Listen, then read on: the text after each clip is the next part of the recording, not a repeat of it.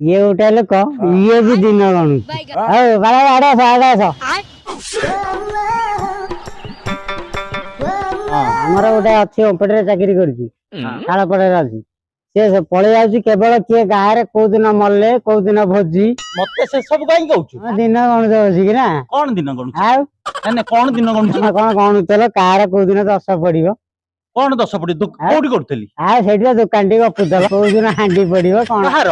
ସେ ଯୋଉ ଗାଁରେ ମରିଯାଇଛନ୍ତି ଗୋଟେ ବଡ ବାପା। ଆରେ ଛୁଆ କି ଗାଲୁଆଟା ହେରେ ମୁଁ କଣ କହିଲି? ମୁଁ କୋଉଠି କହିଥିଲି? କଣ ସେଠି ଗଣୁଥିଲ କଣ ରବିବାର 8 ସୋମବାର 9 ମଙ୍ଗଳବାର 10 ଏଦିନ ଛୁଟି କରିବି ଲୁଙ୍ଗି ଗାମୁଛା ନେବି କଣ ଗାଡି ମାରିବି।